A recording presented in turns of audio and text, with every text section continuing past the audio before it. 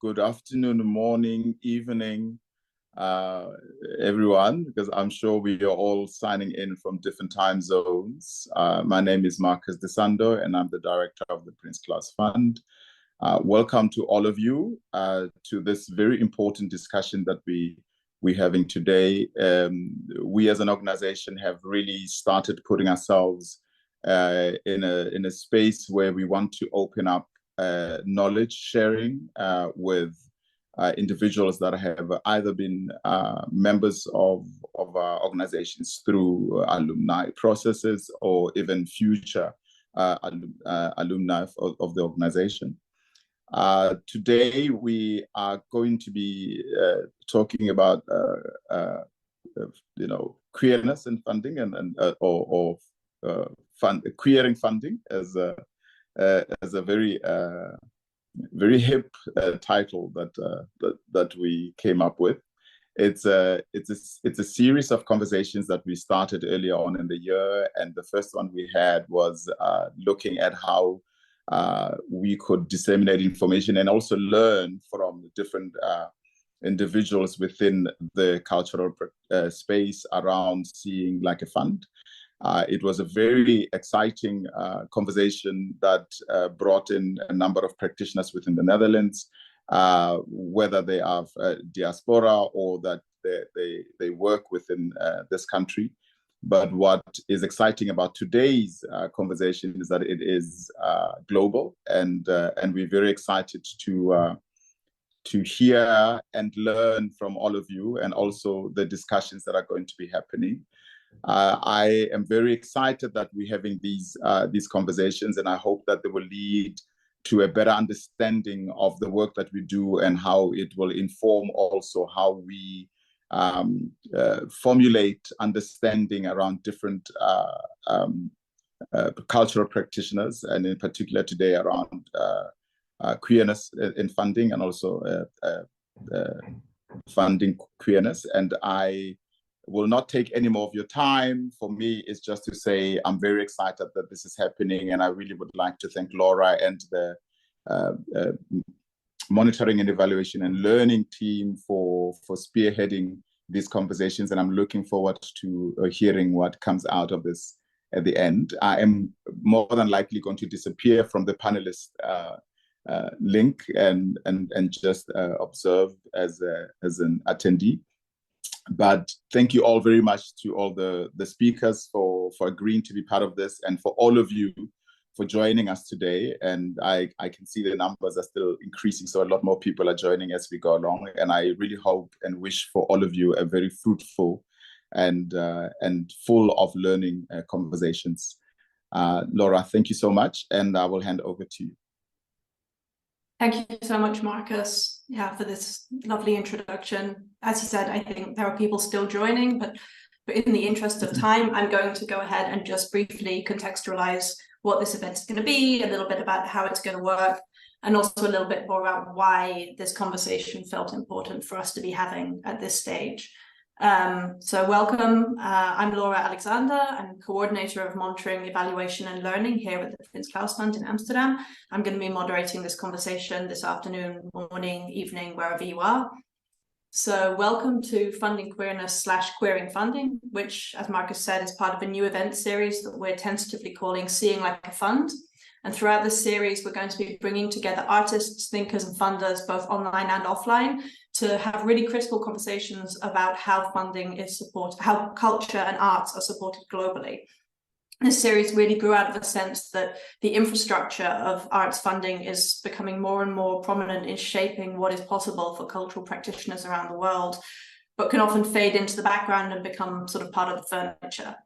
So by thinking through how this system works publicly, we're hoping to bring together people from all sides of the funding landscape and shine light on how critical global questions manifest themselves in the practices of international arts funding, and also how these practices can be made more transparent and perhaps more just. So in this first online event, we're going to consider how queer artists and activists experience the processes of funding. And because of the scope of the Prince Claus Fund's work, we're especially focusing on how queerness manifests internationally in the context of artists based in the Global South who apply for and receive funding from organizations in the Global North. So before I introduce our 4 panelists, I want to quickly go through what the session is going to look like. First, a bit of housekeeping to be aware that this session is being recorded, just so you know that, and we will share it online shortly after today. We're going to be hearing from these panelists, who are all artists and activists that the Prince Claus Fund has supported over the last few years. And because we really hope that this is going to be a very interactive, discussion-based event, we'd love to invite you to share questions for any of them or for all of them through the Q&A box, which you'll see at the bottom of the screen throughout the event. So you can share questions at any time, and those will be passed on to me to ask. Given that we do have these amazing speakers who've given up their time to be here, we would like to focus the questions particularly on their experiences and thoughts, but we can understand if you have any questions around the Prince Claus Fund and our work more specifically. I'd love to keep that conversation going via email or in some other format. Please do also make sure to indicate when you ask your question whether that's a question meant for a specific speaker, so write their name, or for the group as a whole to discuss at the end, because we will have time first after each speaker's presentation for some questions in direct response. And then once we've heard from all of them, we'll have another longer moment at the end for more general discussions and also for them to respond to each other's thoughts. I hope we'll be able to answer everything, but apologies in advance if we don't have time to go through all of the questions in detail. So before we kick off, I'd also like to just briefly say something about why this question specifically of queerness and its role in funding felt like an important discussion as part of this series. In a lot of ways, the subject of queerness offers a perfect microcosm of some of the issues that we wanted to discuss within Seeing Like a Fund as a series. So taking queerness as an example provides an opportunity to discuss how artists are forced to present themselves, jumping through hoops in order to make their work legible to a funder with whom they might have little in common.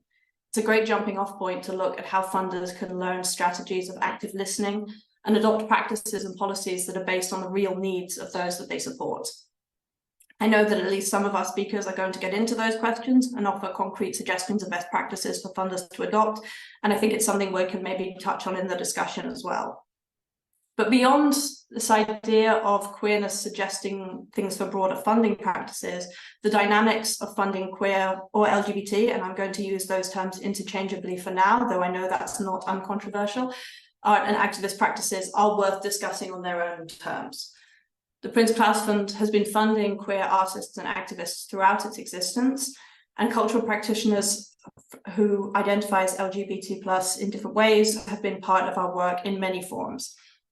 On the other hand, we've never had, as far as I know, any opportunities specifically targeted at queer practitioners. We've also never structurally collected data on the number of our beneficiaries who identify as some form of LGBT, which I know some organizations sometimes do. For me personally, as a lesbian woman working within a funding organization, from right when I started, I always felt an automatic sense of kinship with our queer grantees and partners. And for a long time, especially in my early career, I had the feeling that this sense of an identity shared was part of the value I brought to the team and to my work. Over the last few years, I have started to problematize that a little, and I'm less comfortable with the idea that my own queer identity on its own can provide any meaningful insight or knowledge into other people's lives and work. I do think that a feeling of personal connection to the work of people we support is part of what it means to work in funding.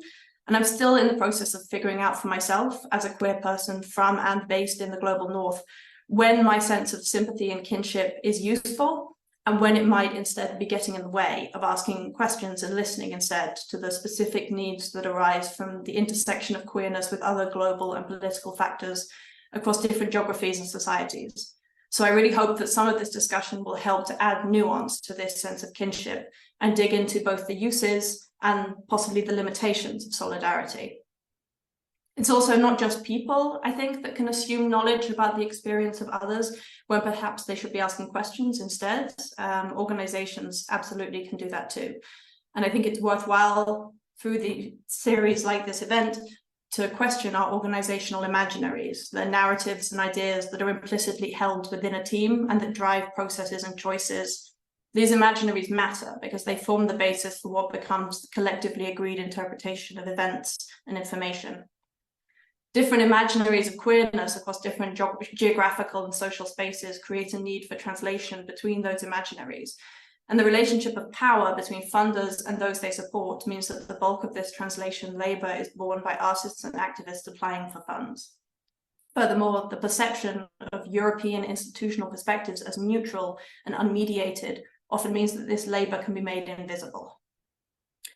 Finally, I hope that this event will also suggest some ways that we as funders can push back against some of the imaginaries of queerness that operate in our own societies. And I'm speaking from within the Netherlands, where there can sometimes be a self-perception of the country as an enlightened country whose developmental aid acts as a savior of the less enlightened elsewhere. As has been pointed out in various places, this narrative is used often to prop up agendas around migration and diversity within Europe, including the Netherlands, which can take queer lives as an excuse to further exclude and marginalize the perceived others. At the same time, we often see corporations, for example, publicizing their pro-LGBT stances as a cynical tool to distract from human rights and environmental records in this process of pinkwashing reputations. So for individuals and organizations in Europe, I think there is a duty to add nuance to our understanding of queer arts, activism, and life outside of a particular binary conception, and to defend a view of queerness that is open, complex, and caring. I'm therefore very happy to welcome all of you to this event and to introduce our first speaker. Elyla is a performance artist and activist from Chontales, Nicaragua, land of the Chontal indigenous people. Their work deals with creating resistance to colonialist, imperialist, and Western ideologies around the construction of identity politics and nation-state cultural imaginaries, specifically as it relates to mestizaje, apologies for my pronunciation there, queerness and indigenous ancestry. Elyla is committed to research how decolonial reflections can lead to a community-based anti-colonial artistic praxis in Central America. In 2013, Elyla co-founded Operación Queer, a collective that blurred the limits between academia, art, and activism, creating interventions in Mesoamerica. The artist coined the term barro mestiza to take distance from the traditional and colonial understanding of mestizaje during their ongoing process of decolonization.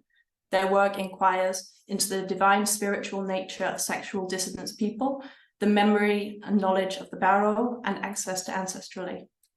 Elyla, welcome. Thank you. Thank you, Laura. Can you hear me well?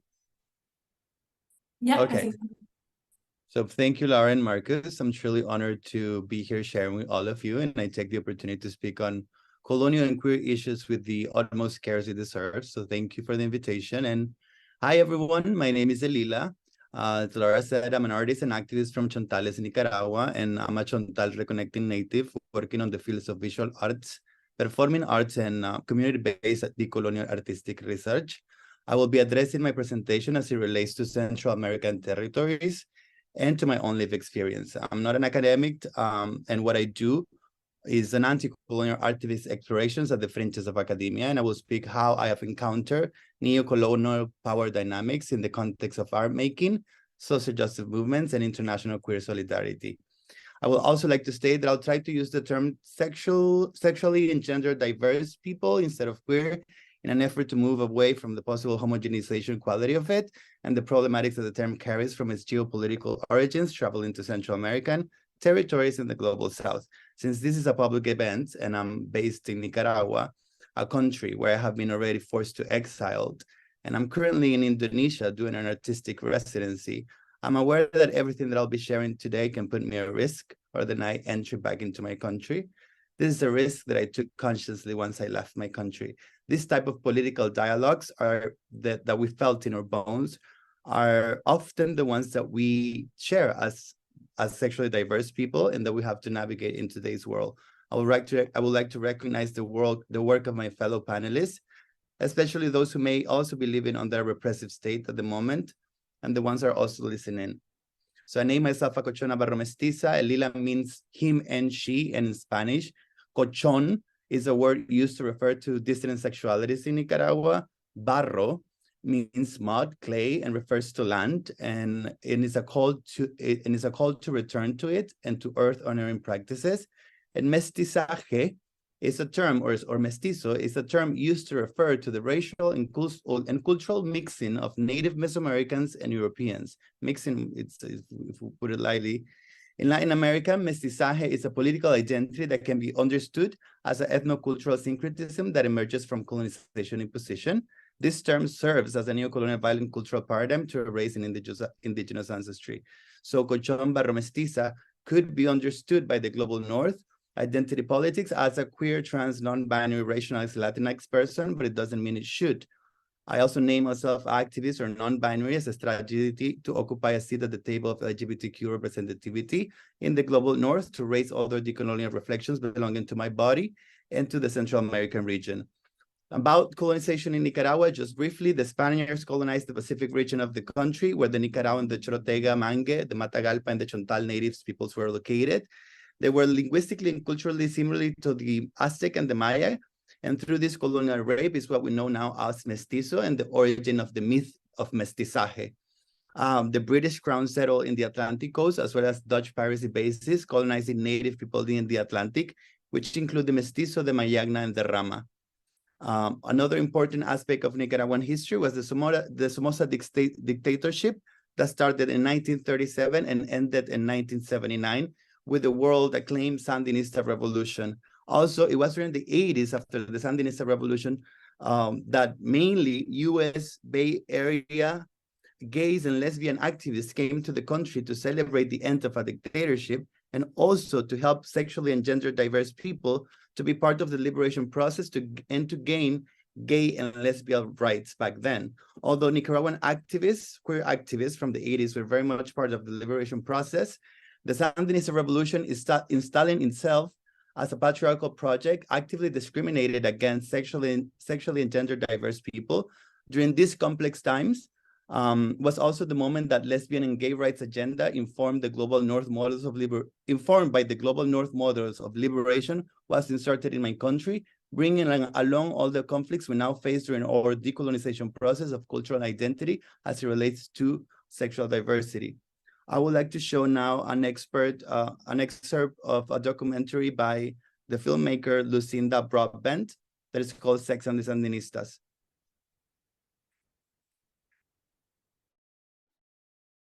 This work that will be for our lesson and then center.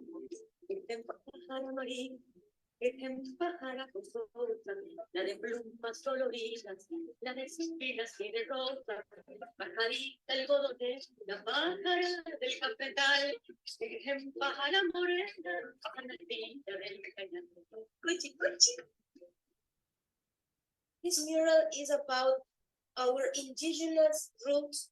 It's about the unwritten history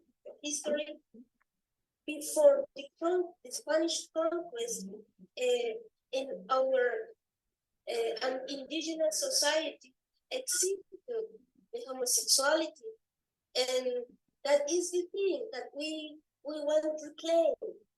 That is not imported from San Francisco, from England, from any other country. Yeah, in Nicaragua, in Latin America, existed the homosexuality. We want to represent here a goddess, a god like lesbian and gay men, and the trial of the revolution, of the Sandinista revolution.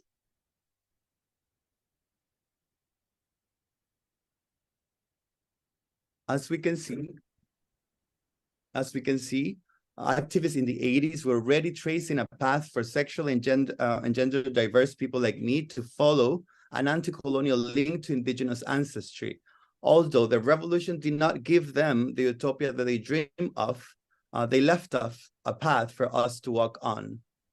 The contemporary anti-colonial resistance of sexual and gender diverse people in Mesoamerican countries is deeply related to the production of epistemic knowledge situated in our localities.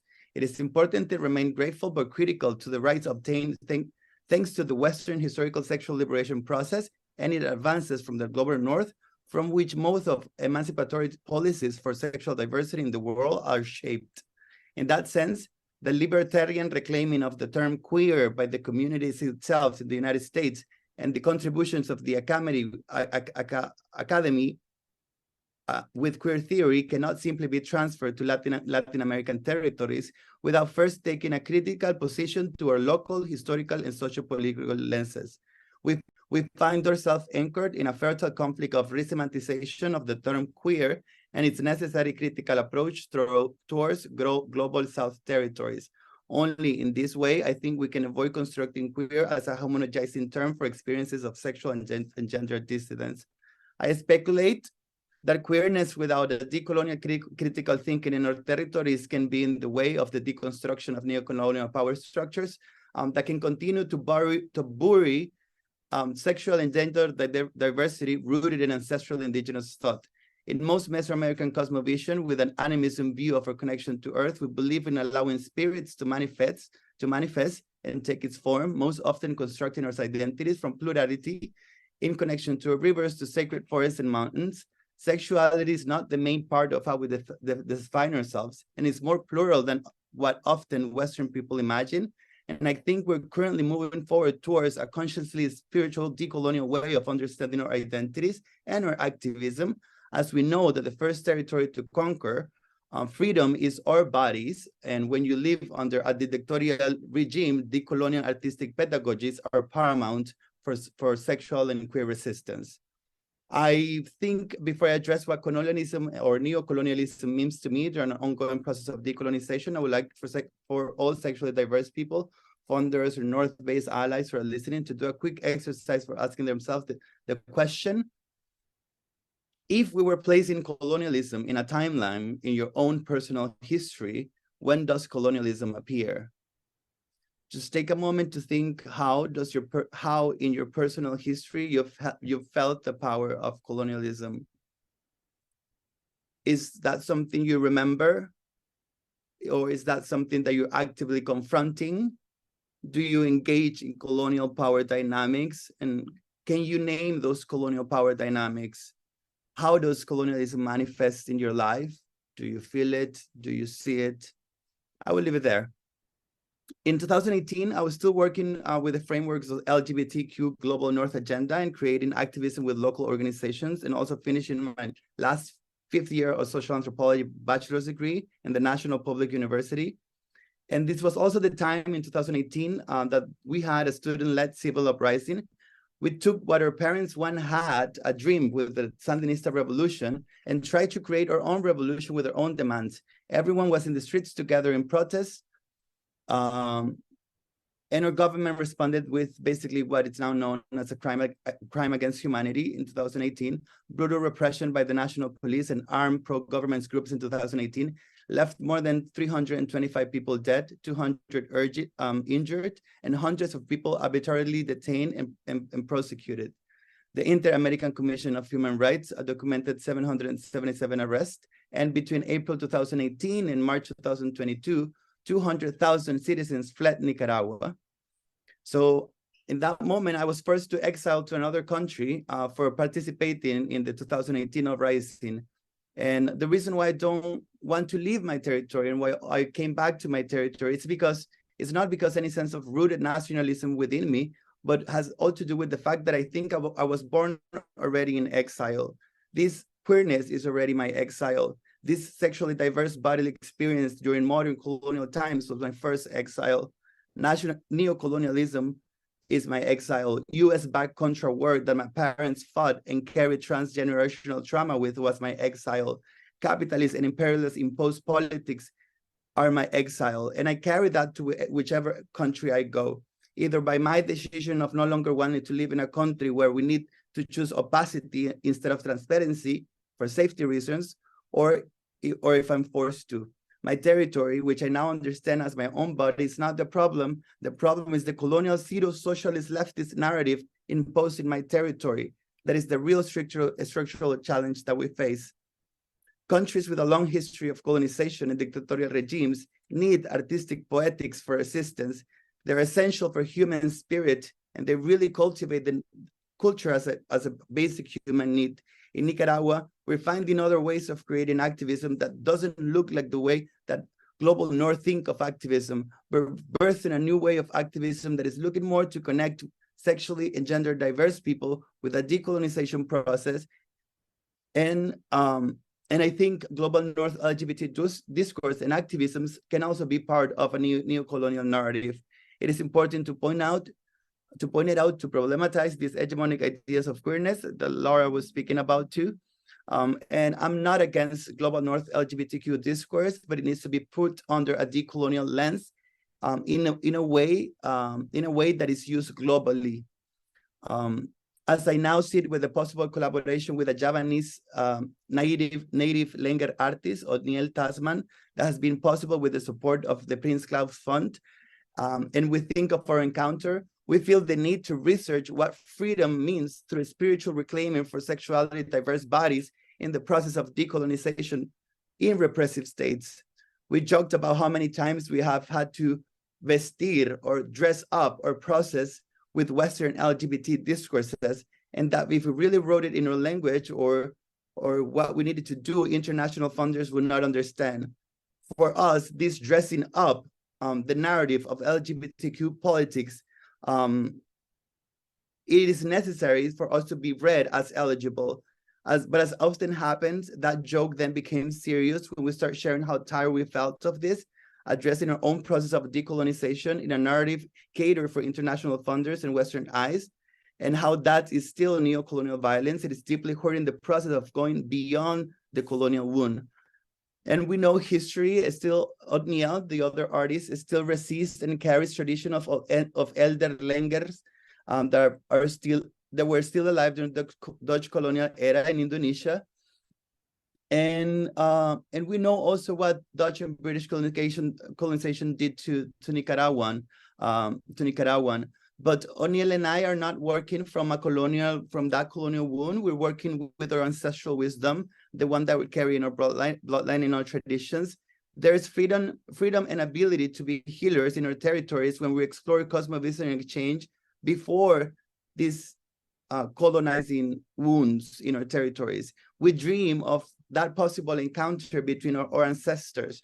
We think about how we gave our sacred cacao and corn, and they gave us their sacred cassava, and they brought chicken to our territories, and how that was not just a mere exchange of species, but a sharing of sacred knowledge that we're still able to activate. That transoceanic artistic and cosmovision exchange, for me, is resistant to neo-colonial structures of power. I'm ignorant to speak of how neo-colonial networks works around the world between corporation and its complexities, but I can see where the power is coming from in my personal history, and we can feel it.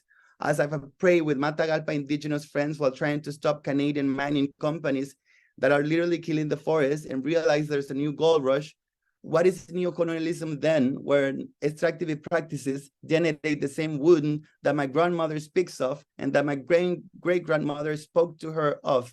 Neocolonialism in a greater scale is just a way that rich countries, where their wealth stolen from our lands, keep making political pacts with passing rulers of underdeveloped countries for them to keep deepening the colonial wound and to have access to resources in a more efficient way. I think the hegemonic idea of queerness is often centered in a colonial power structure that can only take action if it looks like a reflection of themselves. But as we move forward to explore ways of emancipation of colonial power structure, we can become sometimes uncitable by scholars, unreadable by global North identity politics, and sometimes less appealing for international funders. But it doesn't have to be so complicated. I think it's a matter of making questions and listening. How does activism look like in your country? What does support look like for your community? How do we help you to achieve, and how do we name you? I think Funder can establish a better communication practices with local communities they want to avoid. They want to help in order to avoid the endless cycles of assistentialism that sometimes seems to never reach the point for the problem to be fixed. And as we move to an international dialogue, we need to have the right to not succumb to the global colonial imperialism and also remain critical to the modernity paradigm. If we think there's a crisis in vision of how queer solidarity looks like in colonial times, just take a moment to listen to sexually diverse people living under dictatorships, navigating our lives, making art, resisting, healing, and let us draw the horizon for our liberation. I say this with a strong sense of urgency, but from a space of gratefulness, humbleness, and full of hope, because I believe in trans-border human kindness, which at the end, it's all we have. That's all.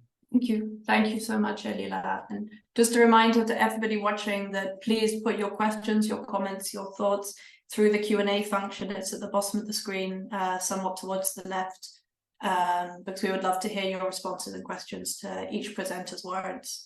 Perhaps I will start us off just with a quick question in response to your talk. I'm fascinated by the fact that you are speaking to us now from a different post-colonial context in Indonesia.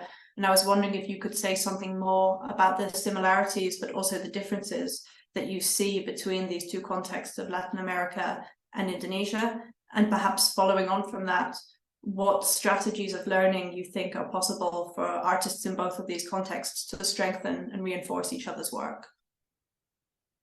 Yeah, I would love to answer that. I think that's been the main reason why I've been here. This is the first time that I've been like out of Nicaragua since I had to go to exile, and I was back in my country for like 2 years, and it's been so rewarding. It's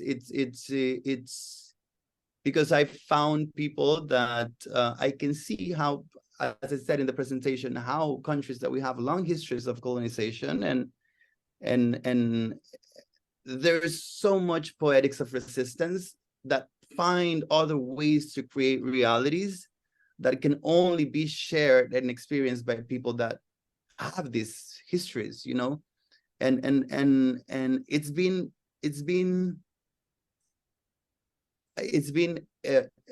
given me energy to keep.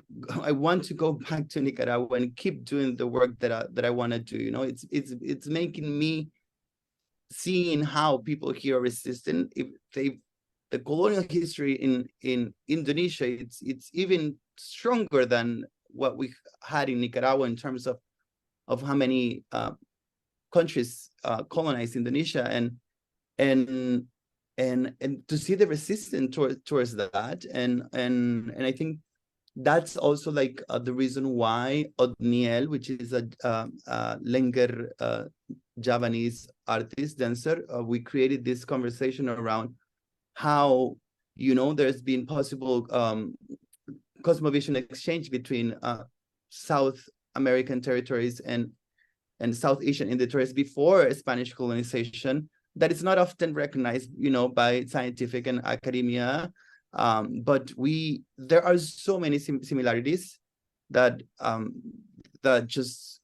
their only lived experience, like that the academia and science cannot explain. And I found love, resistance, and a way of understanding that our histories does not just, you know, suppress our capacity to create, you know, new ways of persisting. Yeah. That's beautiful. Thank you so much. I know that was a lot, so if you need some time to process some questions, there will also be more moments to speak with Elyla and respond to their words later on in the session. For now, I'm going to move on and introduce our next speaker. Khalid Abdel-Hadi is a Palestinian Jordanian visual artist, activist, and founder of My.Kali magazine, a queer feminist bilingual website from and for the Arabic-speaking region and diaspora. Khalid has graduated from several regional and international programs, including the Swedish Institute's Young Leaders Visitors Program, took part in the Human Rights Watch No Longer Alone campaign, and is the curator of the exhibition Habibti, Revolutions of Love at the Arab World Institute in Paris, and contributor to the book This Arab is Queer, an anthology by LGBTQ+ Arab writers. Currently, Khalid is the editor-in-chief and creative director of My.Kali, along with other projects that consist of using art to raise awareness and visibility towards the issues and victories of the regional queer and feminist community. Welcome, Khalid. You have some visuals, but I just need to... Yes. Hi, everybody. Thank you so much for attending and for being part of this session. Elyla, that was really beautiful. One word that resonated with what you were saying is the word territory. I love that word. I don't know why I resonated a lot with it. I think it's something that we lost in touch, like lost grips of.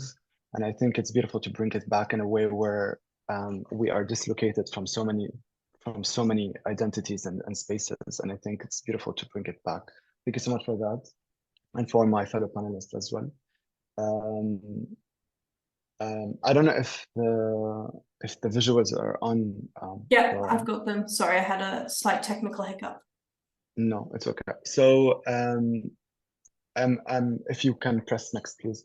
So I think it's my session specifically, the things I wanted to discuss are things that I have encountered personally, things that I have observed among the years, lesson learned. I think it's important that we all share these experiences with each other to pinpoint the problems and to foresee how to create solutions together. If you can go next. Before I start, I just wanted to highlight a few things before we start. I think it's important that we create a certain space that we all can connect and talk, and talk in without feeling, some sort of guilt or holding back of expressing few things. And I think it's important to understand that we might differ in many opinions and approaches, but as long as our values align, that's what I think it's crucial. And I also urge whoever is listening, sometimes things hit home or hit hard, and I think it's easy to take things personally, but I think it's a challenge to make sure to how do you say it, like move forward from that and to understand context that might be outside of your reach. I think words such as white and West will be used within this conversation, but as it's important also to acknowledge that these words come with certain power dynamics, and it's important that we all understand how to shift it and to mobilize it for everybody's advantage. This presentation, unfortunately, might feel like it's coming with a little bit of negative examples, but I think it's because they're predominant, and I think it's important to see how we can create positive ones together. Next, please, Alexandra. And I think I want to start with communicating queerness. I think there's a lack and a gap in that specific language when it comes between funders and recipients or people who are giving and receiving. And I think in this, aside from the power dynamics that plays there, I think there's a different definition of what we understand about feminism and queerness. And many people do not understand that these definitions are shaped by social, cultural, historical, religious factors, and they play a role into shaping these definitions in local context. I think this is one point that many people do not acknowledge. And I feel like if you obtain a certain understanding of a certain definition, then everything around it might not commute for you. And I think for certain communities and certain people with backgrounds, these things play a huge role into how to define these roles. And I think it's crucial for funders to understand these definitions from a different perspective. Another point was that I realized is that a lot of these discourses that are coming from specifically funding entities, that they come from a place of progressive thinking, or it might be a place that might be perceived advanced, and anything outside of that might be less than or considered different or challenging. But people don't get to see a lot of the success and the things that have been going on, and they still perceive it as victimized societies or communities. Next, please, Laura. Another point is a lot of these, often when funding queer projects, a lot of time it's deemed as environments that needs to be saved, as I mentioned, or the fact that they need to adopt certain ideologies. One example I want to share, next please, Laura. One example is this recent incident that happened during the World Cup in Qatar, where we realized that there's a lot of international media campaign against Qatar or deem it as a homophobic country. even though words such as homophobia do exist in many countries, such as Qatar, but there was conversations within the local community that was taking place, even with international or Western queer activists about how to advocate for queer rights in other countries such as Qatar at the time. One is this British activist who was told by queer local activists not to conduct anything or attend Qatar or come in the intention to conduct any type of activism or a protest. And he, of course, surpassed all the advice that he was given by the local activists, and they have a lot of indicators and proof of these conversations between the local community and this activist. Yet he surpassed it and he went to Qatar and he conducted this one-man protest. And he was deemed as a white savior and what we considered as white savior activism. Next, please. And during those times, I think it's important not only to consult the local activists when it comes to these things, but also to understand the aftermath of these actions. I think a lot of, for instance, like this quote, I really thought that it really encapsulated everything. He also seems to have missed the crucial lesson in that his actions have the risk of antagonizing the government or leaders in conservative corners of society to kickstart a witch hunt prosecution campaign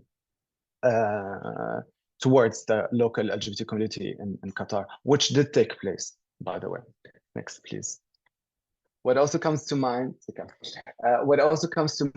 our context of work of queerness is how much considered as a foreign agenda, which is exactly what I was trying to showcase in the previous example of someone coming and showcasing a demonstration or how this person perceives queerness or how it needs to be saved.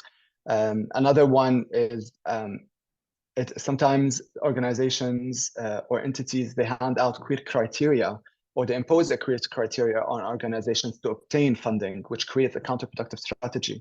A lot of organizations, they create, I think it's very clear what I'm saying, they create a certain funding and this funding includes a certain criteria. And a lot of other organizations, they who might not be specifically queer or targeting queer groups or LGBT groups, they would obtain this criteria in attempt to withhold these type of funding. And we've seen that happening many, many times.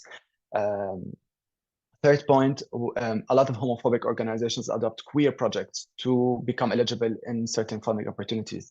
And this is something that we always realize that a lot of organizations, again, might not have any interest to work with queer initiatives or groups, but rather they would like to obtain that funding and to misuse it or to use it in ways that were not intended for. Next, please. So I think one of the things that when I was like debriefing or reflecting about this session, I think it's like the challenges that a lot of, from our personal experience, the challenges that we have faced, and hearing a lot of the partners that we work with, many queer entities and organizations and initiatives, unfortunately, are accused of treason once they start to obtain foreign funding or certain types of funding to implicate or to apply certain projects. And this is a type of stigma that have haunted many activists and organizations that are grassroots. I'm specifically talking about grassroots organizations, I'm not talking about international organizations. Second is, in some cases, we realize that funding entities force queer initiatives to be under one umbrella, basically lump all queer initiatives or activities or I would say projects together, even though it might be an abuser and it be a victim of such an abuser to be put under one umbrella and forced to be working together under one project or one creating one hostile atmosphere for everybody. And I think this is something that we realize in countries where funding queer initiatives is very, very tight. So unfortunately, a lot of people have to accept to go under this umbrella. And I think it creates a hostile environment for everybody. And it doesn't endure the outcomes might not be as expected or as positive not a positive experience to the people who were subjected to it. I think also imposing organizations' definitions of certain things, such as queerness or feminism onto partners who might not, who might differ in definition of what queerness and feminism mean.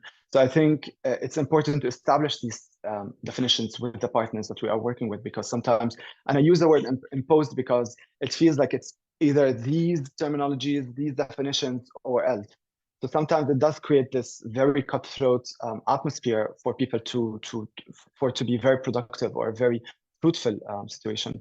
The last note is it's also important to note that power dynamics play a huge role into challenging these things. We need to understand that funding entities hold that power, and unfortunately, it's very difficult to surpass that power or to question it or taking responsibility or even deconstruct it in a way where it becomes beneficial for everybody without questioning these spaces. One example I want to give is the US ambassador situation in the International Day Against Homophobia in Jordan in 2015. Next, Laura, please. Is that this story we were part of severely, unfortunately, and this experience solely have changed our way of thinking, way of conducting, way of approaching things. And I think this is a great opportunity and space to discuss this example.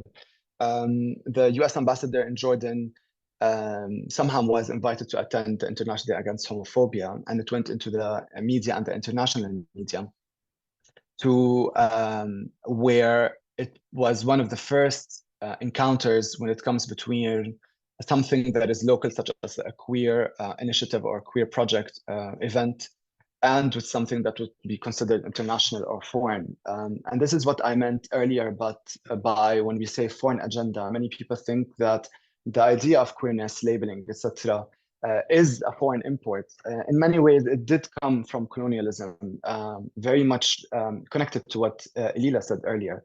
And I think it's very important to see that these labels and definitions came with the colonization and sustained or retained in our countries. So that's why it's very difficult to work on projects and things that are considered queer without interacting or trying to combat constantly what we consider as foreign agenda. And this is one of the events that I wanted to highlight. Next, please. And how they held onto that event to showcase that, these are very Western American imports and how they are coming from abroad and how they are infiltrating our societies and how they're trying to corrupt our social construct of what we think of what we consider of queerness.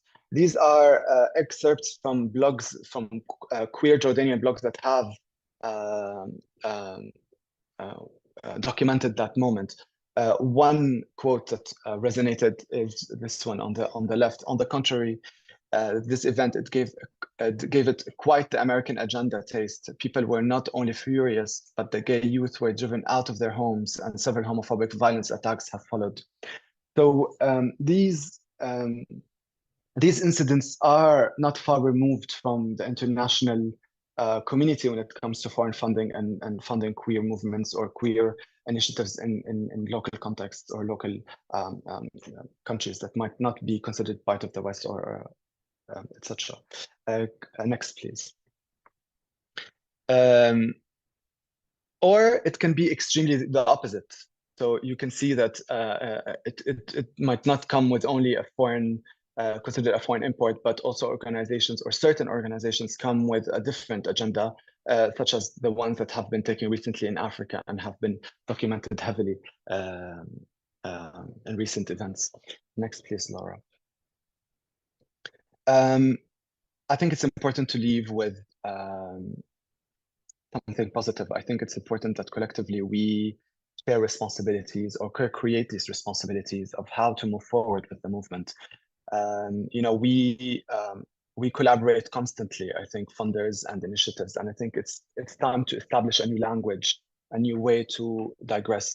I think it's important to discuss funders' visibility and to deprioritize it. I've been in many meetings where we were not able to take funds because the funder were very adamant onto having their logo somewhere in our projects, and unfortunately, we were not able to take these projects forward, even if they were very important to us, and crucially financially towards us as well.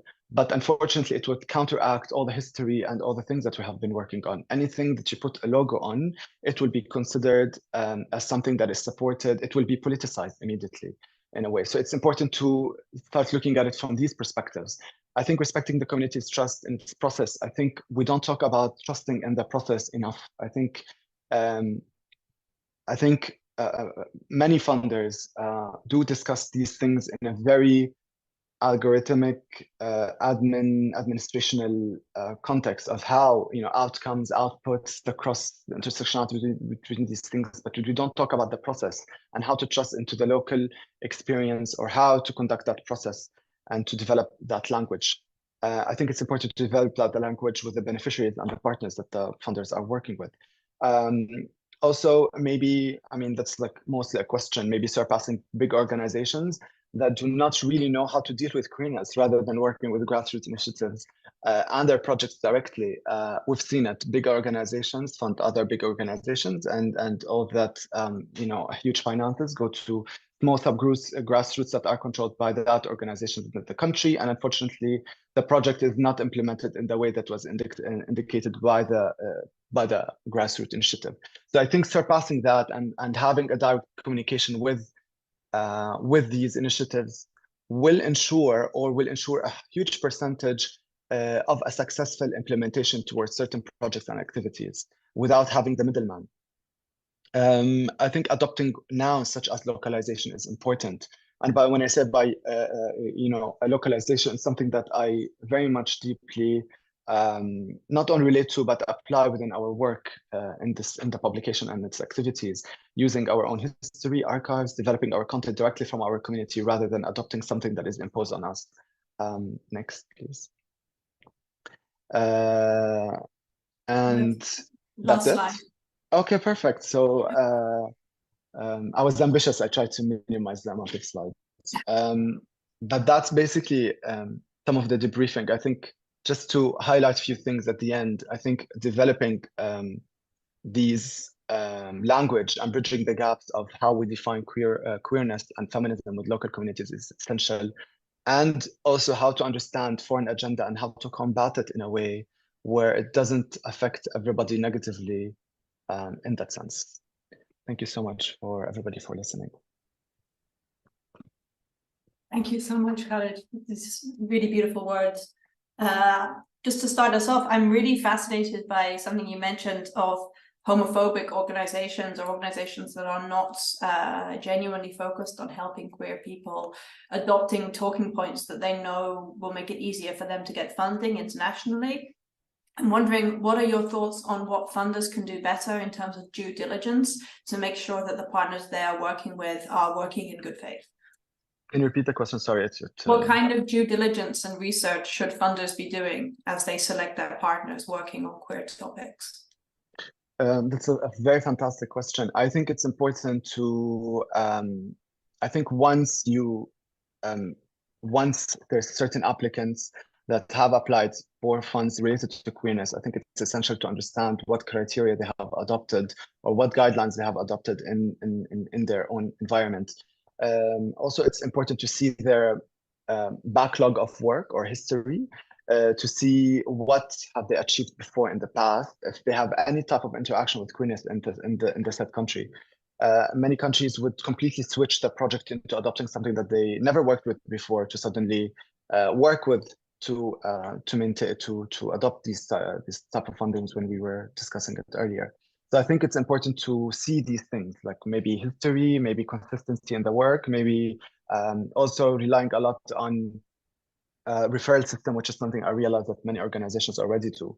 So I think like just adopting these things does, like, I think having referrals, getting recommendations is essential, because these people who are around that organization have a lot to say, because every organization will glorify their projects and they will glorify their achievements. So I think it's important to see what the scene and the local context of these projects or that said organization has been adopting or implementing in the country.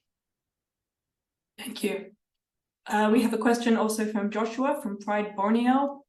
for you, Khalid, who says that he resonates enormously with your experience in terms of white saviorism.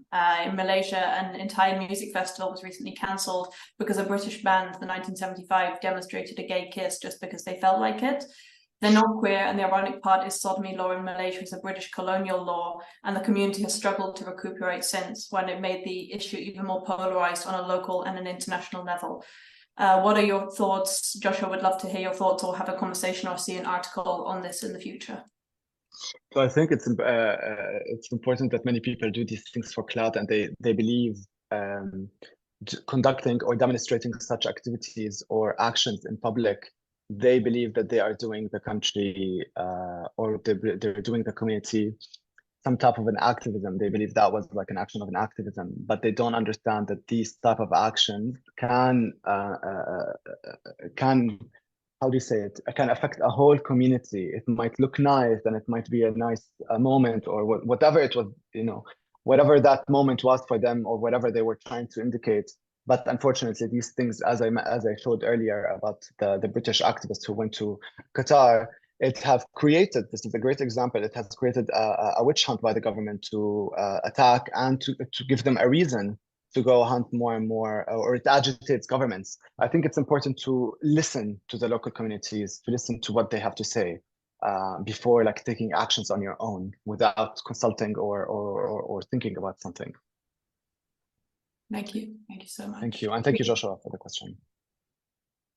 I'm sure we'll come back to these questions, but I want to move us on to our next speaker. Otherandelse is a Ugandan writer and visual artist who creates alternative book forums inspired by poetic technique, and whose writing touches on topics of belonging and self-actualization at the intersection of identities. They are speaking to us today under a pseudonym in order to protect their privacy, given the current anti-LGBT hostility in Uganda. Welcome, Otherandelse. Thank you so much. Thank you, Elyla, and thank you, Khalid. I feel like, Khalid, you've told half the story I would have told. So much of what you said really resonates with my experience and the experience of so many Ugandan artists here. Yeah, so thank you so much for that. I'd like to share a little bit about my context, what I can, so that you understand where I'm coming from, since I'm here under mysterious circumstances. As Laura said, I'm a Ugandan artist and writer, and what I want to share today is kind of the outcome of my own experience and the experiences and questions that have been shared with me in conversation by Ugandan activists, artists, and curators. Currently, the anti-homosexuality law has been passed here in Uganda. This is after many attempts over many years. I think most people know the Kill the Gays bill in 2014. And I think after the passing of this law, it's been a bit of an exodus type situation where people are trying to leave. But I think one of the things I've really observed is we've become even more dependent on funding because of the situation. It's been a lot of strategic moves here with the Ugandan government and also with the African Union, I think, because we see this happening everywhere.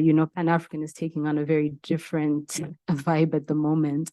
But we see these kind of strategic moves happening that are cutting us off from many ways of organizing. In Uganda, NGOs have been attacked and in a manner disbanded. And I think that not having these structures available to us means that we have to find other ways of funding, and people who don't want to leave in asylum situations are dependent on residencies, on further studies, on project funding in order to be able to continue some kind of livelihood. So I think that right now, what I'm really interested in and what's becoming pertinent for us is one, how we continue as artists, trying to actualize, and fulfill like our desire to be artists and create, and how we make that happen. And so what I'm really focused on is what I've been referring to as kind of the burden of proof. Though I think it also extends into like the burden of like the work that labor needs to be done and risk when it comes to funding queerness in Uganda, and I think in many other African countries. So what I've been thinking about is how, when we are receiving funding, queer artists, and I think all artists have a ton of requirements to fulfill that really keep them from actually making a lot of the time, but specifically for and I hope it's okay, I'm using the word queer just as shorthand for the moment for LGBTQIA plus people, is that they're simultaneously engaging in work that exposes them to be visible and to be at risk in hostile spaces. And I think that in that kind of atmosphere, it's really hard to create with focus and intention. It's really hard to follow through and to focus on the next steps with your work when you're just focusing on managing and surviving in the process. And money comes into play a lot because it is one of the biggest factors in protecting yourselves here. And I think that the catch is that funded work often requires queer artists to expose themselves to risk during the application process, during the creating of the work, and after. So I think that a lot of that process and structure needs to be reassessed. And ideally, artists need better safeguarding throughout the entire process, not just when it comes to light that they're in danger now that they've released their work or something has happened. So I've kind of tried to break this down, looking at the application process, looking at the creation of the work, and then like what happens after. But I really wanted to say so many things, so I hope that I kind of keep them in order. I think that having conversations with artists, and I'm thinking a lot about the individual in this situation, is it's really important to know what they feel safe doing. But my question is, how do we hold these conversations about safety and security? What do we need to talk about? And most importantly, how do we have these conversations with the decision makers in the room, and not so that we're not like kind of preaching to the choir or just kind of stuck in a situation where we're telling each other just our problems and not getting beyond that. And so one of the general challenges a lot of queer Africans face, and I think queer people all over the world, is that there's always a burden of proof on them to show that they're endangered in order to receive support. And this is the case of the humanitarian crisis of it all, right? If they want to be, if they want to go into asylum, or they want to get, say, the kind of funding, emergency funding that supports people to leave difficult situations. And in the art world, that's reflected in how, well, it's reflected in many ways, but one of the ways I want to talk about is how queer and marginalized artists are also left with a burden of proof to kind of address these big issues in their work.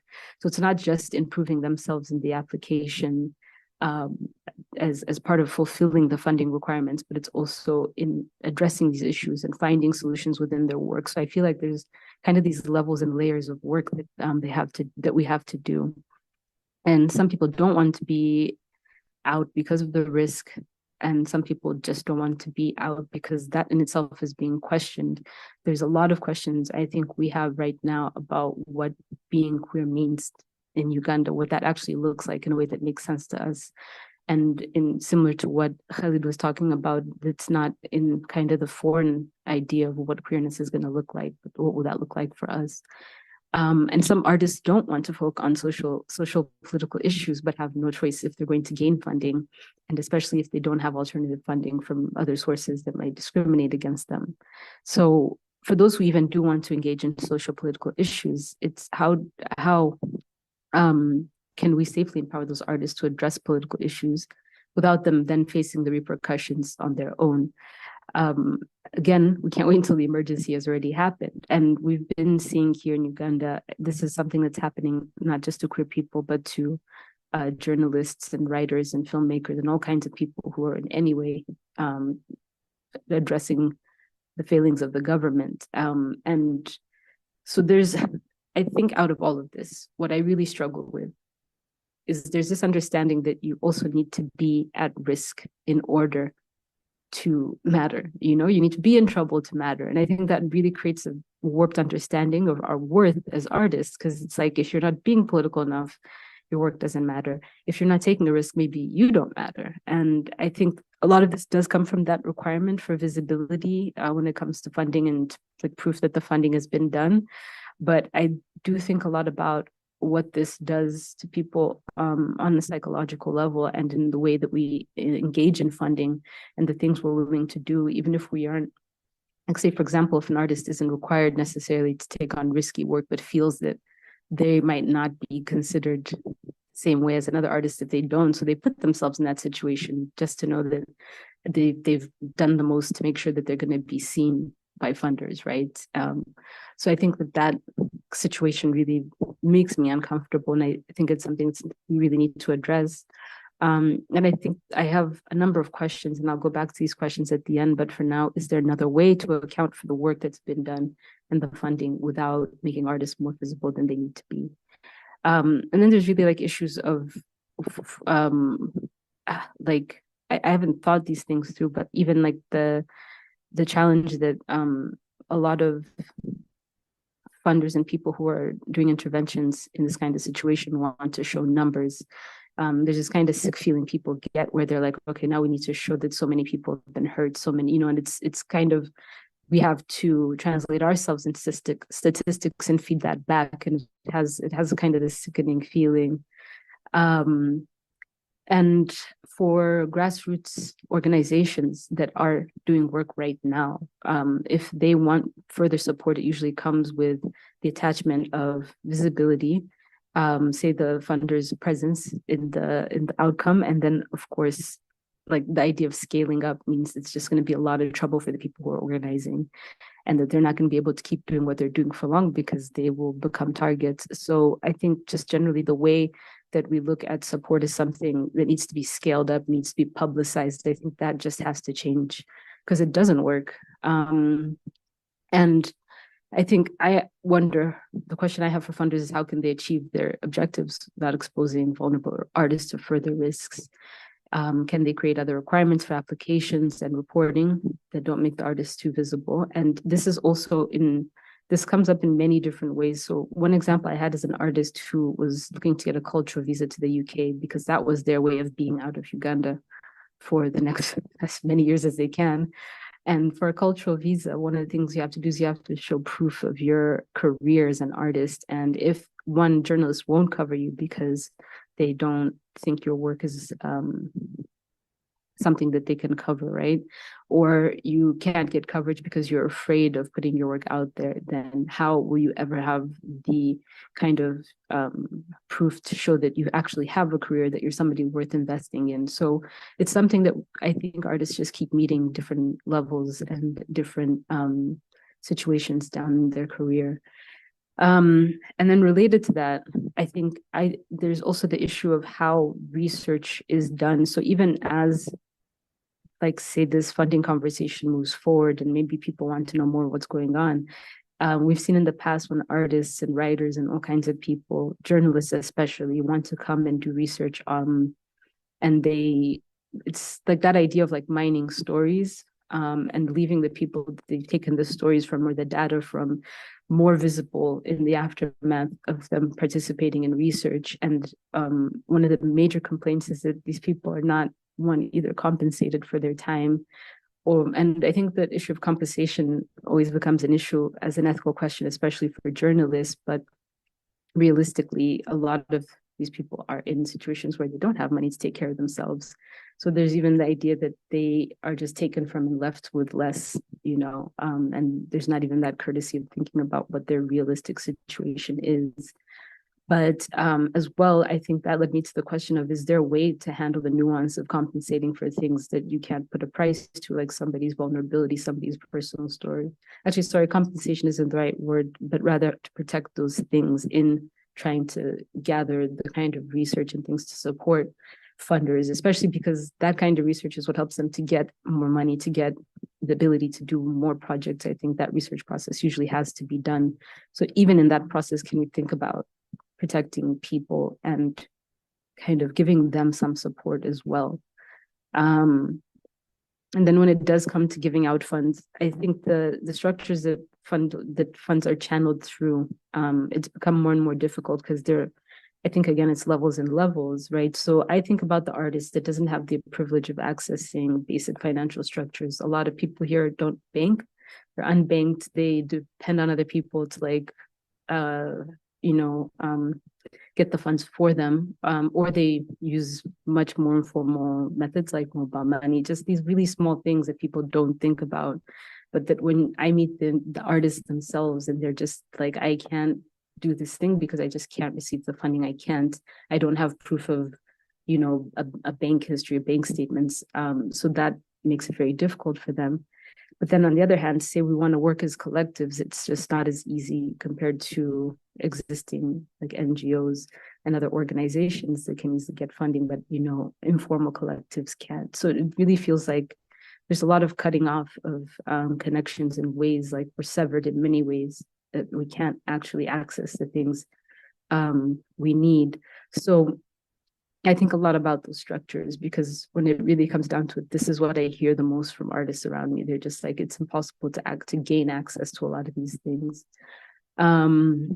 And even partnering with local institutions can be a challenge, because again, it might be that the institution doesn't really care about them.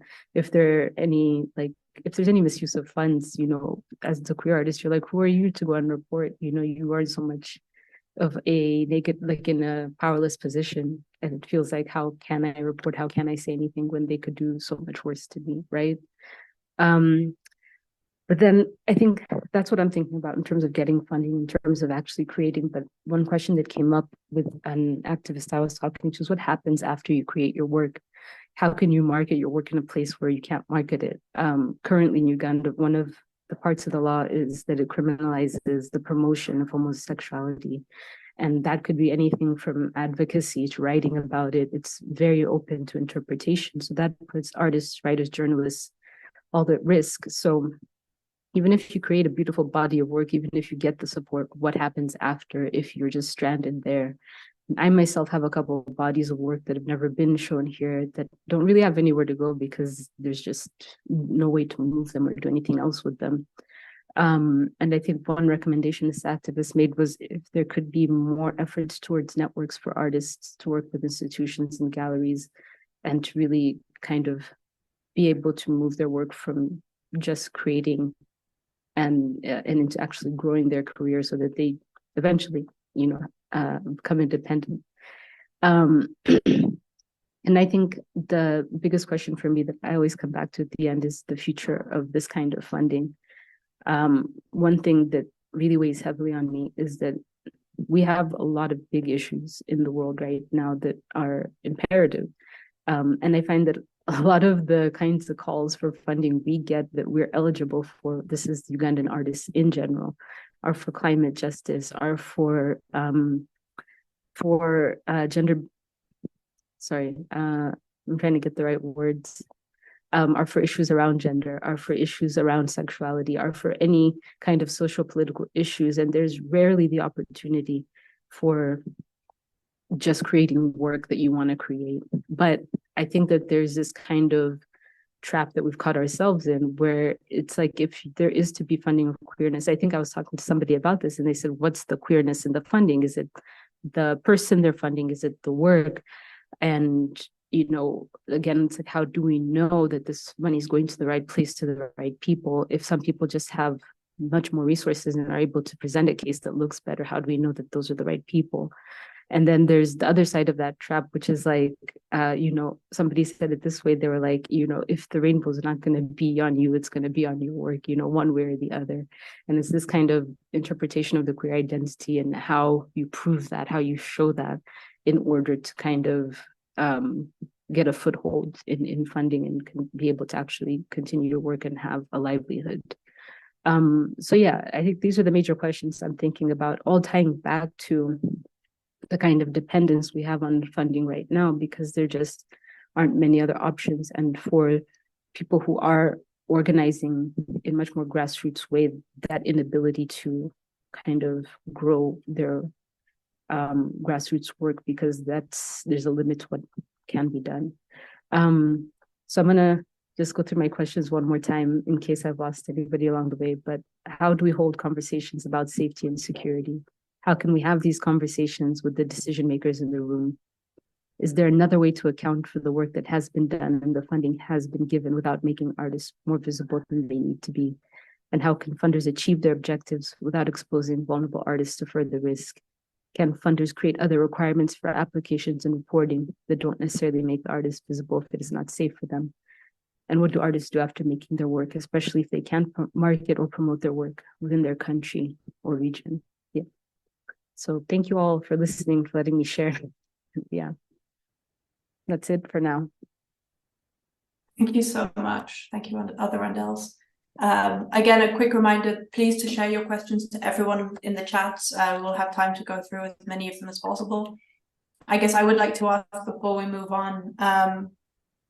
I find that your focus on the need for safeguarding before the risk becomes critical to be really important. How do you have any ideas about what proactive steps funders can take to educate themselves as to what kind of safeguarding is necessary? And again, without becoming extractive, without mining stories in a way that leaves people more vulnerable. But what kind of proactive self-education can funders try to undertake? Yeah, I don't have like thorough answers for this, but I think what helped me was actually thinking about the kind of steps taken from beginning to end of funding. So in like even creating, like from when they create their call, from when people begin to apply to those early conversations with people who are shortlisted, is to actually do some check-ins and feel out if there's any risk along the way. I think that while there aren't any maybe particular protocols in place, one thing that always works is just having a conversation and checking in along the way. So I remember a project I did where initially I was also like working under a pseudonym, and I really felt like I was very like uncomfortable, unsafe. But these constant check-ins about, at this point, is it okay if I share your work like this, if I share this bio like this, if I do this like this? And as that conversation kept on going, I actually felt like very supported and felt that like I actually was the one to decide for myself when I wanted to push myself a little bit further, maybe be a bit more open. And that helped my work really flourish. So I think that in lieu of protocols, conversation works. Thank you. Thank you. Yeah. I'm going to move us on and introduce our final speaker of the afternoon, Mika'il the Muezzin. Mika'il is a storyteller, translator, and social sculptor based in South Africa. And his work centers around storytelling for marginalized communities and design for social impact. He aims to listen, unearth stories, and be a catalyst for translating user experiences into design outcomes. Mika'il's practice is focused on intersectionality, and the outcomes of his work lie at the confluence of space-making, gender, sexual and ethnic identity, and social justice. Mika'il, welcome. Thank you so much, Laura. And I feel really privileged to share the space with my fellow participants. I've identified many resonances in our shared experiences, and it was really great to hear your rich and thought-provoking reflections today. And I really wish to echo many of those sentiments in my presentation. So I start with a provocation. Who creates, who consumes, and who's consumed by our acts of creation? Laura, could you share the image?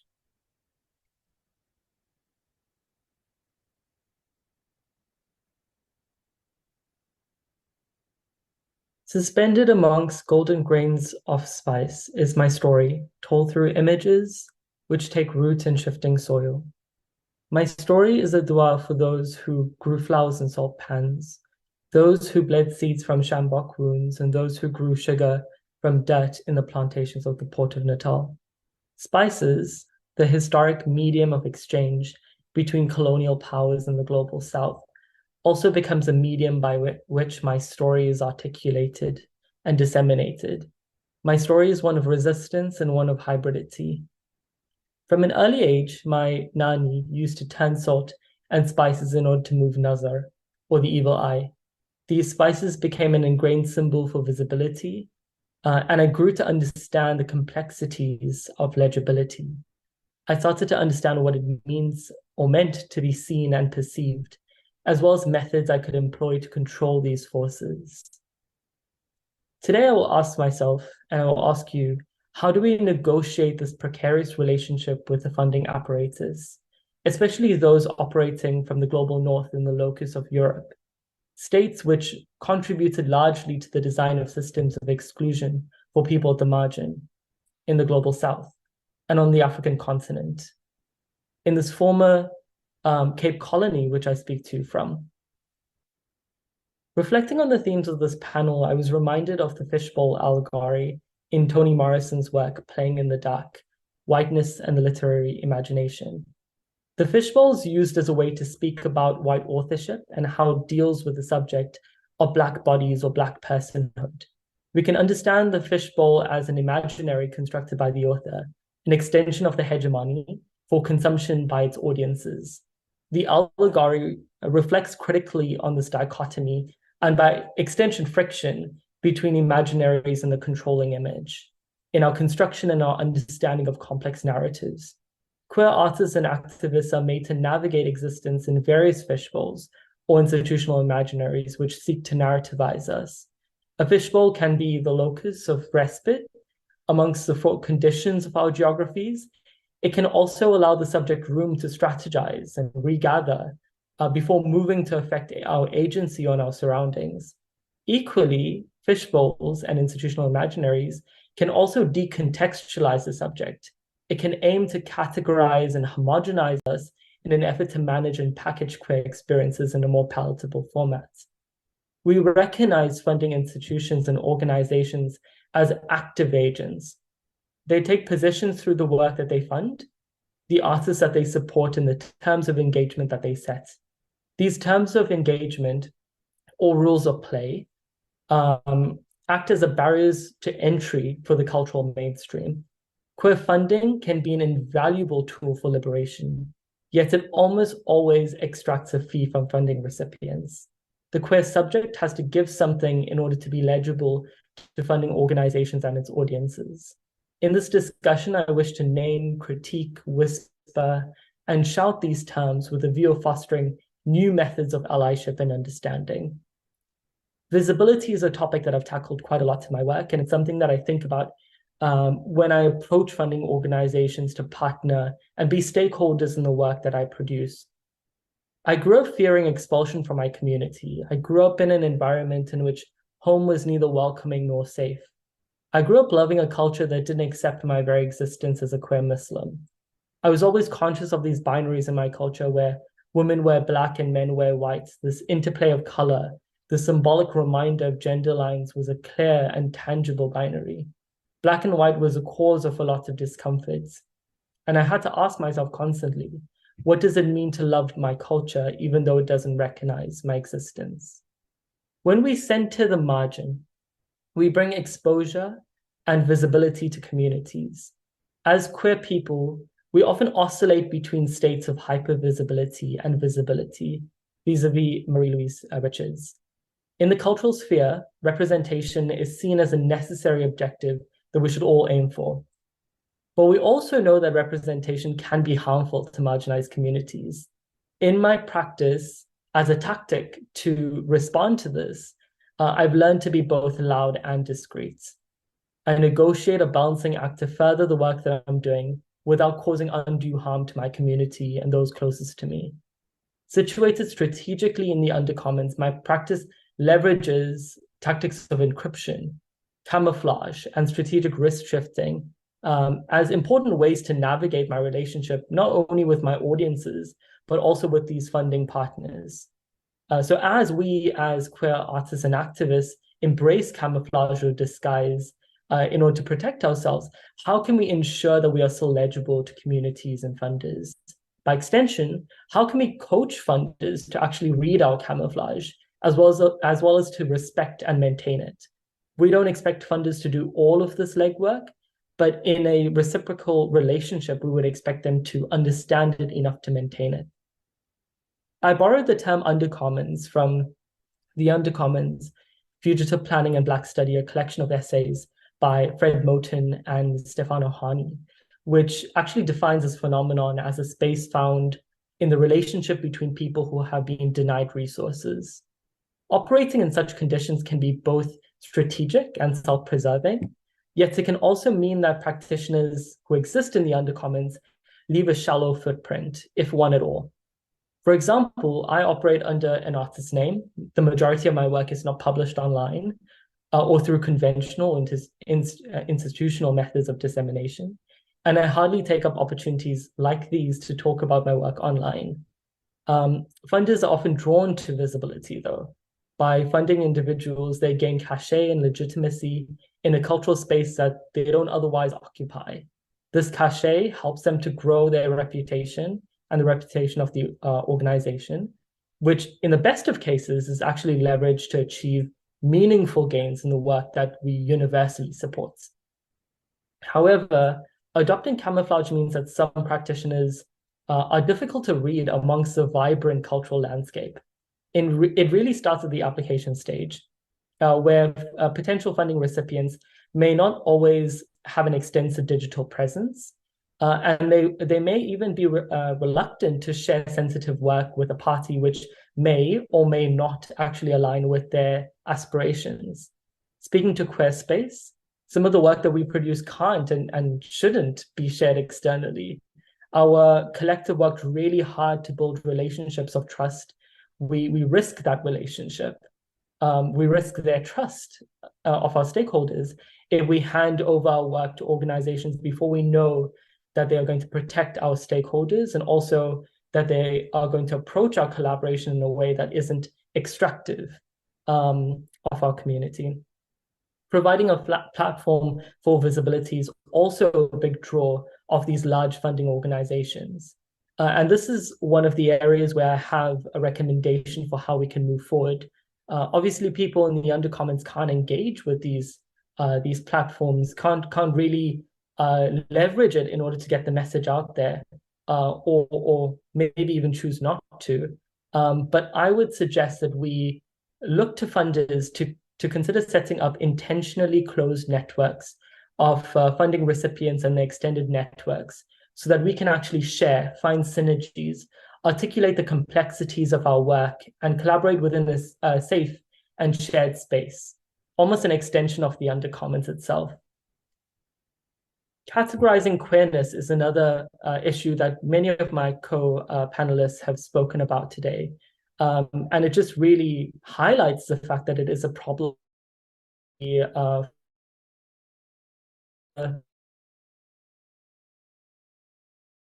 an ill-defined term because queerness is everything that isn't heteronormative. Sorry, Mika'il, we lost you for a few seconds. Could you just repeat that last bit?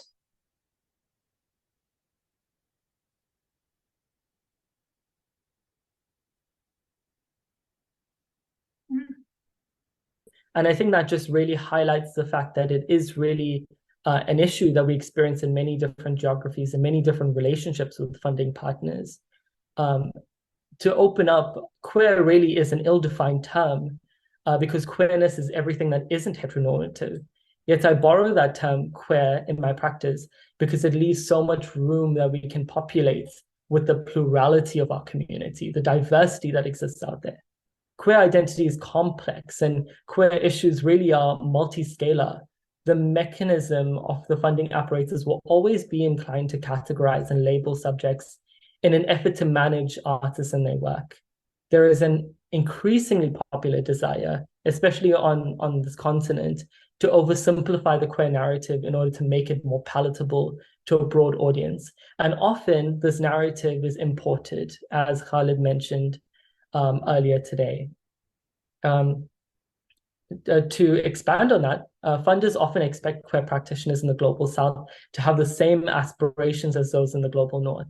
And our aspirations will never be the same. Our aspirations are different, in part because our material conditions are different, but mostly because we have inherited and we continue to celebrate different cultural and contextual conditions. Our approach should be polyvocal. And representation, we know, is not perfect. Some organizations that I've worked with treat us like deviants. Others treat us like infallible heroes. And in my opinion, neither is true, neither is good. The problem with categorizing queerness is that it uncomplicates complicated subjects. And I think in respecting the diversity of our community, we need to allow members of our community, queer artists and activists, to actually define their approach in their own terms. We know what will work in our context, and we have a grasp on how our communities will react and what they actually need at this point. And I think funders at best can support our efforts and provide us with strategic advice where necessary, but we really know what the North Star of our work is. Another aspect which Otherandelse spoke about is this topic of objectives and outcomes. It's often a part of the projects and the funding relationships that we have to report to ensure that they are deliverable outcomes to the work that we do and the research that we conduct. But in Global South context, where our queer existence is an act of refusal, our activism cannot easily be understood by the same metrics that Global North funding recipients are. Against the backdrop of this outcomes-oriented funding apparatus, I would like to offer the provocation: what would it look like if we had to retool these metrics? Both the highly visible work that I do, the public-facing stuff, as well as the mundane activities of daily life, just getting by, are important in furthering my goals, in impacting my community. Funders can want us to be radical, fast, messy even. They can expect us to be homogenous or fit into one mold or aspiration for one desired trajectory or handful of them. And often this time-constrained funding cycle can force the generation of similar projects which combat homophobia through activism and arts, but doesn't recognize that all of this work takes time. And often in being fast and messy, one doesn't have time to actually rehearse their practice, to actually build a lot of the groundwork that needs to happen in order to engage meaningfully. And in order to ensure that we're not being extractive, that we're actually meeting our audiences where they are and actually operating as part of a community. So to finish off that thought, I believe that you could do good things in a bad way. And the danger of the system is that it is the generating factor behind many ill-considered projects and efforts in our context. In a rush to get projects out there, in order to be seen by funding organizations, many collaborators, many queer activists that I've met have been forced to rush projects without understanding what the need basis is, what it is we're actually responding to in that context, or even developing the methodologies to actually engage in a way that's non-extractive. And the result of that is it sets back our movement. Just a handful, one or two bad projects, or projects that had good intentions but were poorly executed, can mean that the rest of us in the queer activism community and art space have to do so much more work to build up our reputation and to build up the cachet necessary to get others to take the work seriously. To close off the session, in closing, I offer us space to collectively meditate, pause, and reflect. In order to realize our objective of fostering new methods of allyship and understanding, we first need to ensure that we are attracted to the same outcome. Funders and funding recipients alike need to be oriented in the same direction in order to work in lockstep.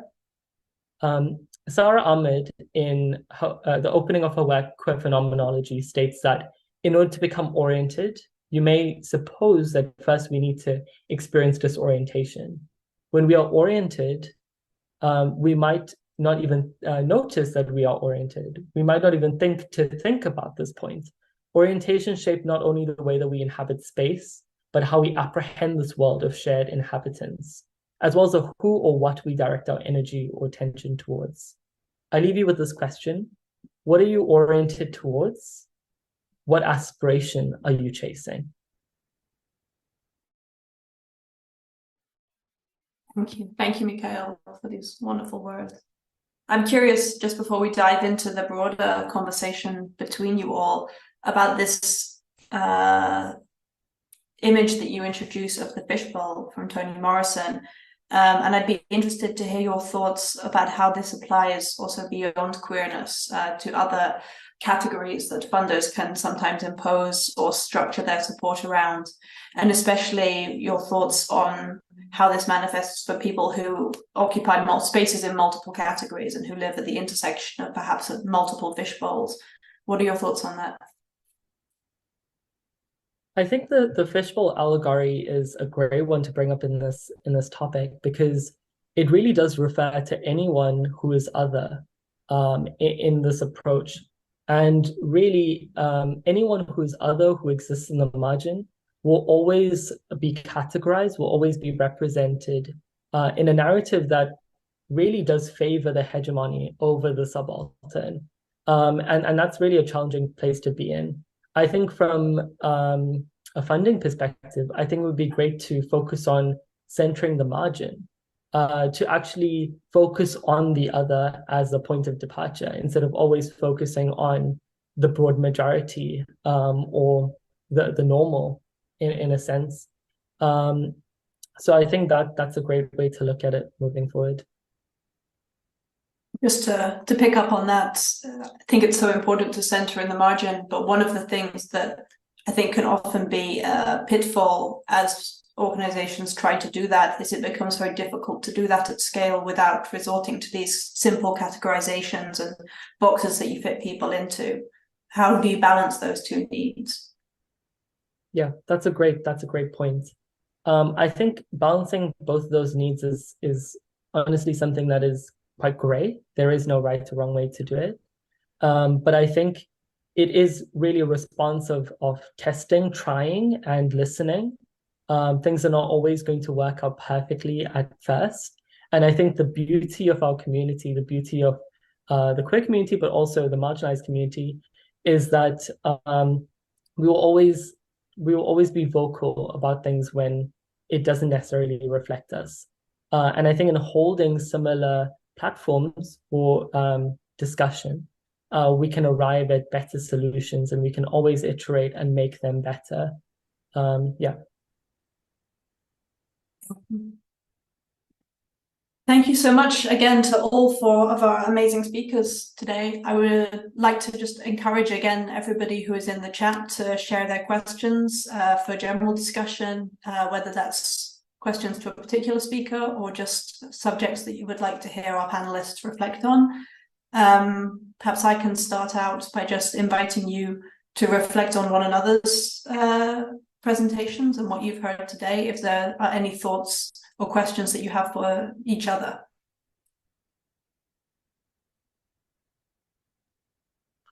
I mean, yeah, thank you so much, Mika'il, for the last bit. Like, I thoroughly enjoyed your discussion and presentation.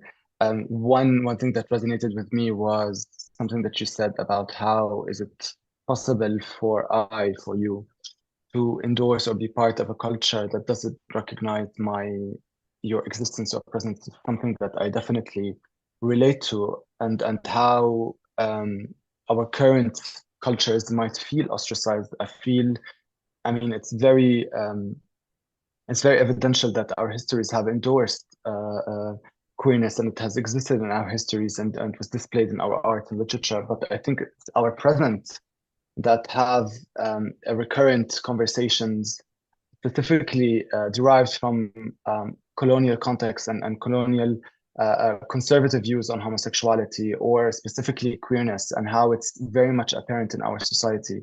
So I think it's a very much present conversations about how to immerse ourselves. I don't think immerse, how can we reclaim a part of our culture and queer history, specifically from whatever context in the region that we are from. I think it's something that many people who are specifically not part of the art world or in the academia, they tend to forget, and we rely a lot on current conversations or whatever pop culture is having for us. But thank you so much. That was really an invigorating presentation. I really relate to that, and thank you so much for sharing those reflections on my talk. I think I want to share some positivity as well. I think that often we get caught up in this dynamic of wanting to change the system around us and being frustrated with it because it doesn't reflect us at all, and it actually rejects our existence. But really, as I mentioned, like, it's the everyday that really is an act of refusal. It's the fact that we wake up and do the work that we're doing despite all of the odds. It's the fact that we stand up in the face of adversity and decide to be queer, decide to present as queer, decide to produce work in the queer space. And I think that's really something that motivates me and keeps me going. Yeah. We have a question from the audience for Elyla. Somebody asks anonymously, how do you think that a fund or an organization from the West can acknowledge this dressing or translating of your art that you feel is needed to be understood?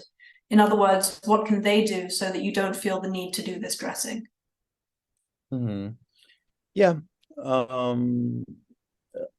First, I want to just clarify something. I'm not queer phobic of the term, like I'm not phobic of the term queer. Like I funded a collective in 2013 that it was called Operación Queer, and we had to, like we did a lot of work in trying to understand what that meant for Nicaragua, and then we added Cochona, and we did deep work in, with community and trying to understand what that meant. And so I don't have a phobia of it. Like it's operational. We can speak about it. It's not an issue.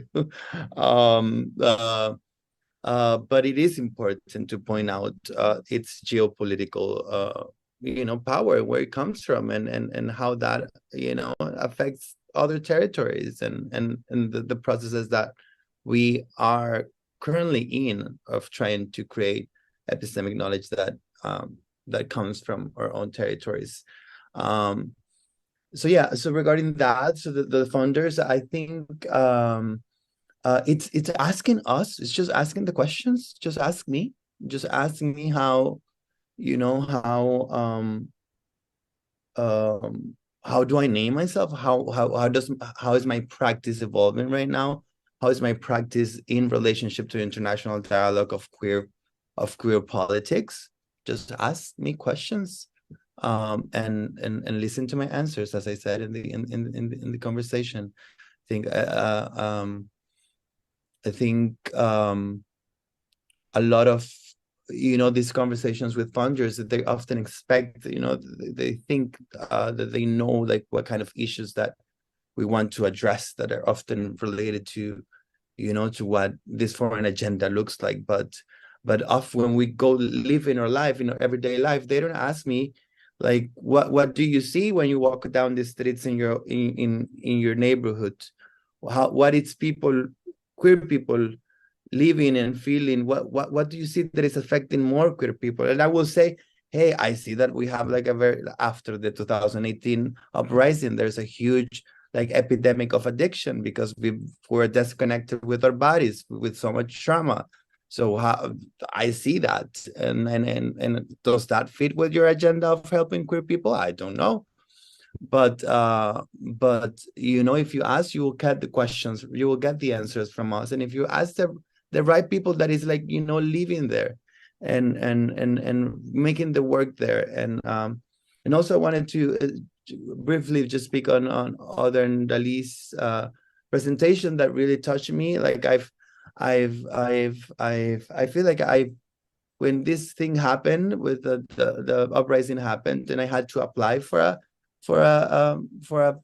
fund, and the artists this whole artists at risk narrative really irritated me, and it was very violent, and it was very like, once you get the grant, then they put you where they want for some time, and then they just send you back to your country, and then they just like it's really, there needs to be a way of making, thinking of the ethics of the relationships between how international queer solidarity functions between the global North and the global South in a more committed way. We need to be more ethically responsible for the relationships that we establish with queer communities with the global North. So I think it's also the fact that we are on a journey in our process of decolonizations. We are on a journey, and we are actively, drawing the way that we think of what emancipation looks like for us. So funders need, they might not get the answers, and at the time they think they should get it. There's no deadlines for the work of decolonizing the wounds of colonial issues, and I think just sitting on that can make funders say like, hey, okay, so what's the way that we need to approach having a conversation with the queer communities in the global South? Maybe it's not about like giving them like just a deadline of how much you need to produce and you need to give me pictures of your work, but instead of like finding other protocols of companionship, ethical companionship for queer communities. Yeah. Yeah, that will be all. Otherandelse, would you like to respond to that, maybe? Yeah, I would. I think Elyla, you've said a lot of what I would have said, but you made me think also of time and how important that is as a factor in all of this. I think there's the kind of time you need to process, like after or during a traumatic event. There is the time you need to decompress. There is the time you need to gather your thoughts. And I find that, I mean, money is a way of buying time, but I think that like, it made me think as well of that, how when somebody does get that funding, they do get that time, they do get that money, that's the space in which they can begin exploring these questions. I feel sometimes we don't get to explore these questions. We don't get to ask about our, like, say, pre-colonial history, because it's just, when do you have the time to do this? And I think that if I was to also say something positive, I think funding has allowed this to happen, for people to actually gain the resources to ask the questions they want to ask. And I think that that will always remain important. And I think it's just the way in which it's done. I agree with you. I feel like we need to think more ethically. Somebody asked in the Q&A, well, it wasn't a question, it was a comment, but they referred to like the proof of violence, you know, have to prove violence has happened to you. And it's just reliving that thing. And that's a theme we see in many areas in our society. We see it also in terms of sexual abuse and violence. You must prove the violence in order to get the help. I've yet to find a way for us to, how else can we rephrase that? What else can we ask people to, you know, to like, what else can be done in place of that, you know? And I think that's a great question. There's another question from Iman Latif to the whole group. That beyond the decentralized funding of queerness by institutions, how do we claim our economic power as LGBTQI+ people and develop localized sustainable economic pathways as cultural entrepreneurs and business partners? Quite a big question, but is there anyone who'd like to respond to that?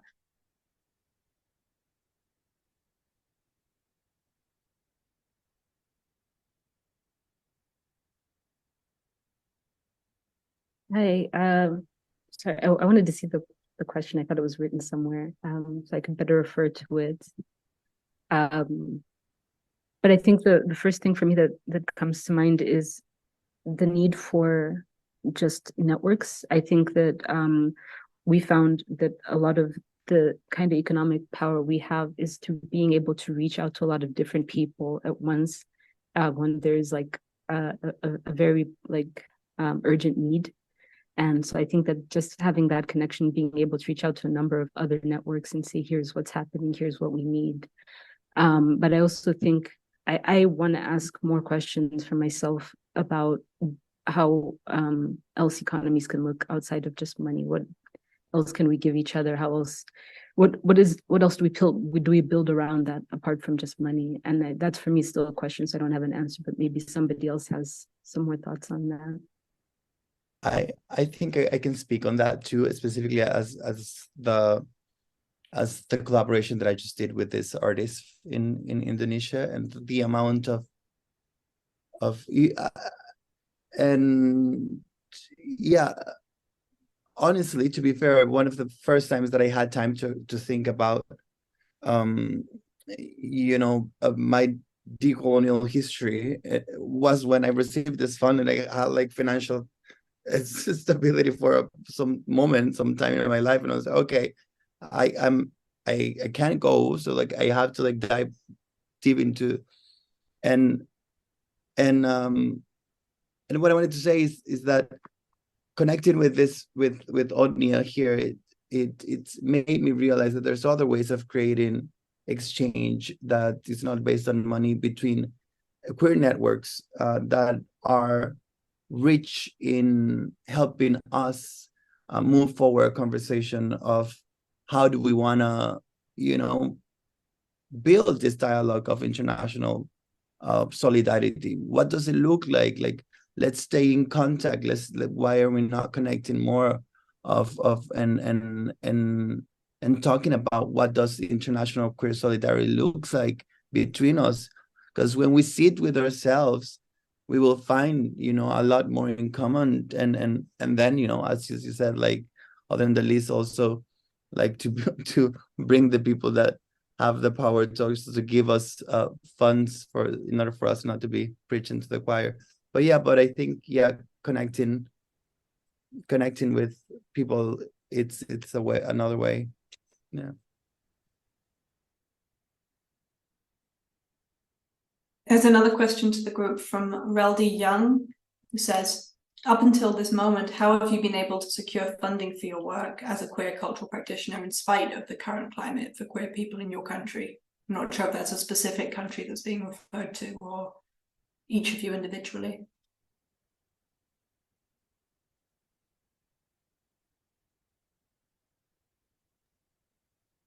So I can tap a little bit into that. Unfortunately, just to clarify, this is a very public space. It might be, my answer might be a little bit vague due to security issues. So I might not give you 100% of the answer, but I'm going to give indications. I think to many countries who, you know, like this conversation is subjected to, it's almost impossible to register a queer organization. So let alone applying for a fund for registered organizations. That's why there's bigger organizations that are receiving these funds and sub-granting. And my issue is that process, the process of sub-granting, that these funds are not, you know, being very direct towards the grassroots initiatives that all of us were talking about. In our case, because we were not able to register anywhere in the region, we adopted the method of working with something called a fiscal sponsor. I think it's something that is very important for everybody to understand what a fiscal sponsor. A fiscal sponsor, in a nutshell, is a third party that you trust in, that receives that fund for you, and then you work on a transparency, you know, language for you to so it becomes you, the funder, and the fiscal sponsor to receive that fund, and then you receive the fund. I think there's a lot of transparency in that issue, and then you get to see, because there's a lot of financial reports that are, you know, subjected to that process. So this is something that a lot of people should consider if it's impossible to register in your own country. This is something that worked for us in the past couple of years. It has been deemed successful. Our financial reports have been very transparent with our funders, and it was something that we really benefited from. But there's, of course, a give and take. There's the certain percentage that the fiscal sponsor will ask for. So I'm sorry to get into these technical issues, but I feel like sometimes these things are very, people don't get to hear that information because it happens within closed rooms. This is how, personally, we have been receiving our funds, and it has protected us from any legal issues within the countries that we work in or within. Also, developing this language with the funder is very important. I think the more flexible your funder is, the better you are, or the you know, for you to achieve to get these funds that you are working for, I would say. And I think it's also important for the funder to be very lenient towards adopting new ways of funding initiatives, instead of just, you know, being a little bit lazy and going to the big organizations to ensure to sub-grant. Yeah, I hope that answers your question. Thank you so much for also bringing this very practical, tangible aspect into the conversation. I think that's very important to have this as a space also to share this kind of strategy. So thank you so much for that, Khalid. There's a question from Alston de Silva to Elyla again, asking, can you speak to the practice of translating queerness across national categories? Can rejecting queer categories that we are suggesting might be in positions impede meaningful exchange and solidarity south to south? Yeah.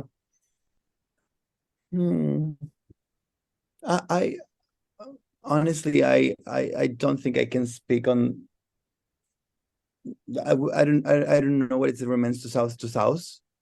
I think it means connections like you're building now in Indonesia between people in very different contexts outside of the global north. Yeah, I don't think it impedes, because my personal experience has been the contrary. Yeah, that we feel more in connection, in alliance with when we don't name ourselves queers. That's but I know that it's operational. It's good to to have conversations, but I don't think it impedes. I just think it's another pathway. It's just another way of thinking. It's just another way of thinking. It's just giving space to think about identity from a completely different lens. And if that is impeding to who? Yeah. There are, I think, a lot more questions both in the chat and things that I would love to ask, but I'm aware that we are coming towards the end of our allotted time. So I would like to maybe end by asking all of you perhaps if there is one thing that you hope that audiences, and perhaps especially funders, would take away from this conversation, what would that be?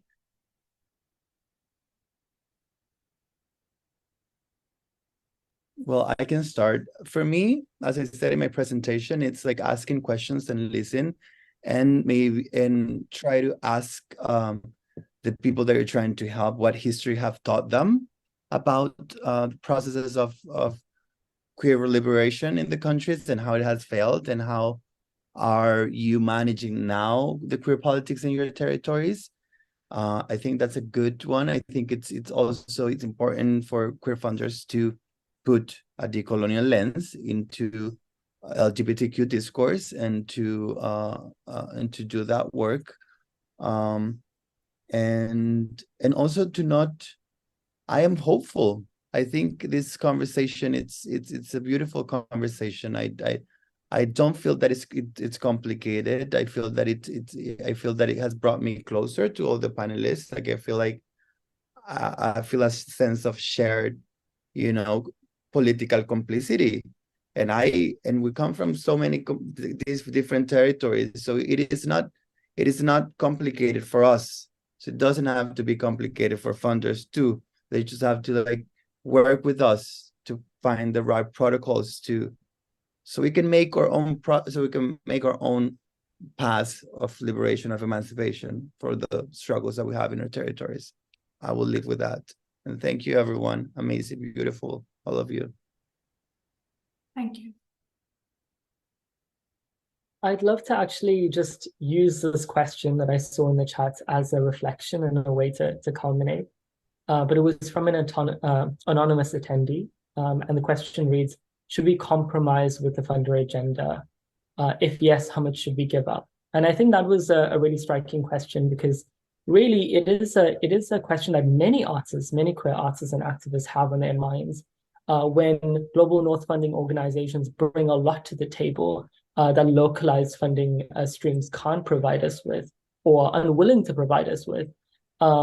What do you actually do? Like, we are in a position where it's either take the funding as it is, or and obviously accept the baggage, or don't get the funding and then somehow find a way to operate without funding.